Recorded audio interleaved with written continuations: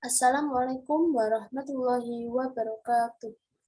Perkenalkan, nama saya Haryana Dwi Safitri dan NPM 1903050107 dari kelas 6B. Di sini saya akan memaparkan mengenai pembelajaran berbasis edutainment.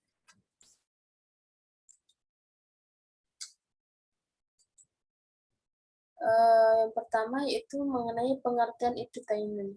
Menurut New World Encyclopedia, edutainment berasal dari kata education entertainment atau entertainment education, yang berarti suatu hiburan yang didesain untuk mendidik atau menghibur. Pada dasarnya, edutainment berusaha untuk mengajarkan atau memfasilitasi interaksi sosial pada para siswa dengan memasukkan berbagai pelajaran dalam bentuk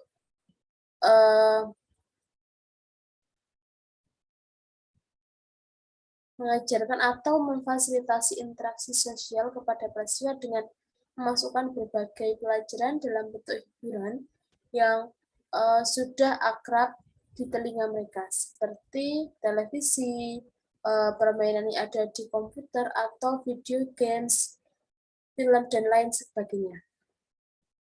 Edutainment ini lebih menekankan pada tahap metode, strategi, dan taktik. Strategi biasanya berkaitan dengan taktik, sedangkan taktik itu sendiri adalah cara dan daya untuk menghadapi sasaran dan kondisi tertentu, agar nantinya dapat memperoleh hasil yang diharapkan secara maksimal. Namun, dalam proses pendidikan, yang lazim digunakan bukanlah taktik, melainkan metode atau taktik. Selanjutnya itu mengenai dengan prinsip-prinsip belajar berbasis edutainment. Prinsip dasar edutainment ialah bermula dari adanya asumsi bahwa pembelajaran yang selama ini berlangsung di sekolah maupun masyarakat sudah tidak mencerminkan lagi sebagai bentuk pendidikan, akan tetapi lebih terkesan menakutkan, mencemaskan, dan membuat anak tidak senang serta merasa bosan dan menjenuhkan. Padahal seharusnya pembelajaran berlangsung dengan menyenangkan dan membuat peserta didik belajar dengan nyaman dan penuh antusiasme yang tinggi. Maka dari itu, konsep edutainment berupaya untuk menciptakan suatu pembelajaran nyaman, aman, dan menyenangkan untuk peserta didik. Ada pendapat yang menyebutkan bahwa ada 3 alasan yang melandasi munculnya konsep edutainment. Yang pertama yaitu perasaan positif atau senang atau gembira.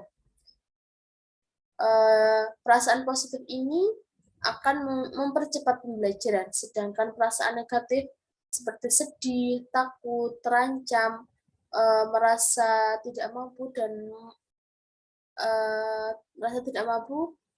kondisi seperti ini akan memperlambat belajar atau bahkan bisa menghentikan sama sekali. Maka dari itu, dengan adanya konsep edutainment ini berusaha memadukan antara pendidikan dengan hiburan.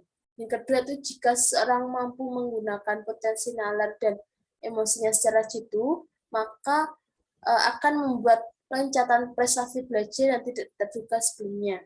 Yang ketiga itu apabila setiap pembelajaran dapat dimotivasikan dengan tepat dan diajar dengan cara yang benar, cara yang menghargai gaya belajar dan modalitas mereka, maka mereka semua akan mencapai hasil belajar yang optimal.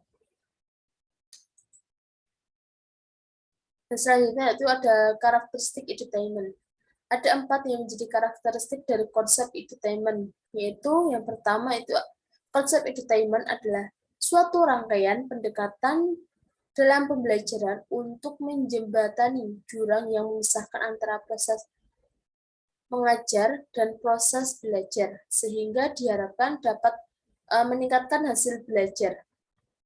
Yang kedua yaitu konsep dasar edutainment, berupaya agar pembelajaran yang terjadi berlangsung dalam suasana yang kondusif dan menyenangkan. Yang ketiga itu konsep edutainment menawarkan suatu sistem pembelajaran yang dirancang dengan satu jalinan efisien, meliputi dari anak didik, guru, proses pembelajaran, dan lingkungan pembelajaran. Konsep edutainment menempatkan anak sebagai pusat dalam proses pembelajaran sekaligus sebagai subjek pendidikan. Yang keempat yaitu dalam konsep edutainment, proses dan aktivitas pembelajaran tidak lagi tampil dalam wajah yang menakutkan, tapi dalam wujud yang humanis, dan dalam interaksi edukatif ini akan membuahkan aktivitas belajar yang efektif dan menjadi kunci utama suksesnya sebuah pembelajaran.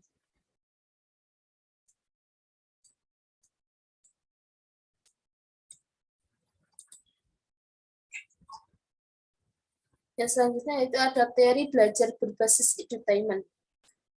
Teori belajar berbasis edutainment adalah salah satu bentuk teori yang mengungkapkan dan menjelaskan tentang pembelajaran yang mengasyikkan dan menyenangkan.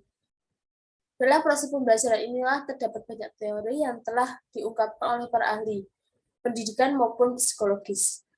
Teori ini berkaitan dengan bagaimana cara memperlakukan peserta didik dalam kegiatan pembelajaran selama di kelas, sehingga mereka mampu menerima dan menangkap materi yang disampaikan pendidik dengan baik. Di antara semua teori dengan teori yang lain memiliki perbedaannya masing-masing. Namun semua saling mengisi dan saling melengkapi. Melalui teori yang ada, seseorang dapat memilih teori mana yang tepat untuk pembelajarannya, serta mampu mengarahkan dan menciptakan pembelajaran yang mengasyikkan dan menyenangkan.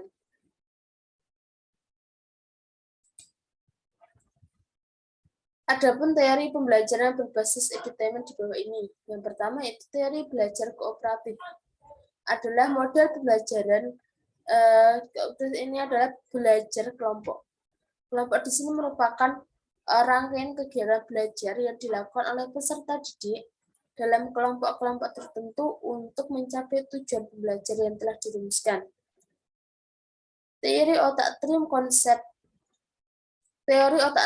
konsep tiga otak dalam satu kepala atau otak triun dicetuskan saat ini telah berkembang sangat pesat.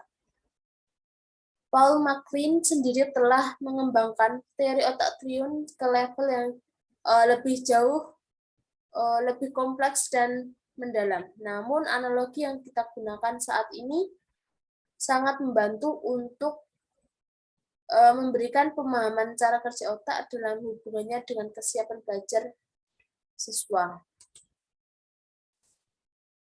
Yang ketiga yaitu teori kecerdasan majmuk, adalah teori yang menjelaskan kemajmukan kecerdasan yang mungkin sekali dimiliki oleh setiap siswa dan orang, karena tidak menutup kemungkinan bahwa setiap orang atau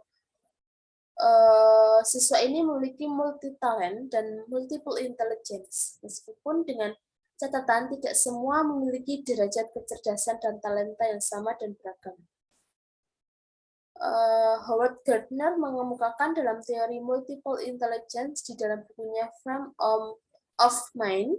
Teori ini menjelaskan beragam kecerdasan otak, meliputi kecerdasan verbal atau linguistik, musikal atau ritmis, logis atau matematis, visual atau spasial, jasmani atau kinestetik, intrapersonal, interpersonal, dan naturalis.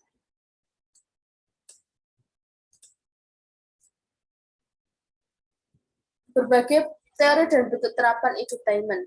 Pada dasarnya, edutainment bisa diterapkan dalam pola pendidikan apa saja. Sebab dalam perjalanannya, edutainment sudah bertransformasi dalam beragam bentuk, seperti humanistic the classroom, active learning, the accelerated learning, dan quantum learning. Humanistic the classroom. Humanistic artinya memanusiakan, sedangkan the classroom berarti ruang kelas. Jadi humanistic the classroom ini bermakna memanusiakan ruang kelas. Dalam hal ini yang dimaksud memanusiakan ruang kelas adalah pendidikan hendaknya memperlakukan para siswanya sesuai dengan kondisi dan karakter masing-masing. Dalam proses pembelajaran, Humanistic the Classroom merupakan strategi pembelajaran yang diterapkan dengan pendekatan humanistik, contextual learning dan edutainment, di mana peserta didik dapat belajar dari lingkungan atau realitas kehidupan, serta menciptakan suasana belajar yang menyenangkan. Yang kedua itu active learning atau pembelajaran aktif. Pembelajaran aktif merupakan pendekatan pembelajaran yang lebih banyak melibatkan aktivitas dalam mengakses berbagai informasi dan pengetahuan untuk dibahas serta dikaji dalam proses pembelajaran di kelas, sehingga mereka mendapatkan berbagai pengalaman yang dapat meningkatkan pemahaman dan kompetensinya. Yang ketiga yaitu the accelerated learning adalah pendekatan belajar paling maju yang digunakan pada masa sekarang dan mempunyai banyak manfaat. Accelerated learning didasarkan pada penelitian mutakhir mengenai otak dan belajar. Accelerated learning cocok dengan semua gaya belajar dan memberi energi serta membuat belajar menyenangkan dan benar-benar sangat mementingkan hasil.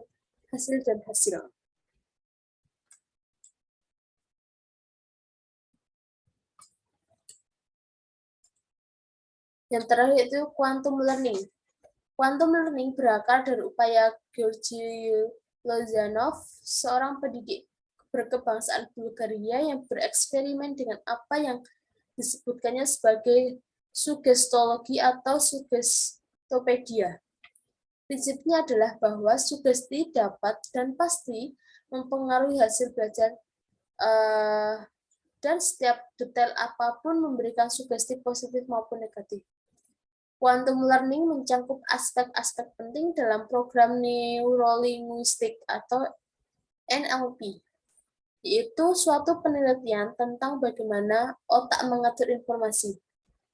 Program ini meneliti hubungan antara bahasa dan perilaku dan dapat digunakan untuk menciptakan jalinan pengertian antara siswa dan guru. Para pendidik dengan pengetahuan NLP atau neurolinguistik mengetahui bagaimana menggunakan bahasa yang positif untuk meningkatkan tindakan positif, faktor penting untuk merangsang fungsi otak yang paling efektif. Terima kasih, kurang lebihnya mohon maaf. Wassalamualaikum warahmatullahi wabarakatuh.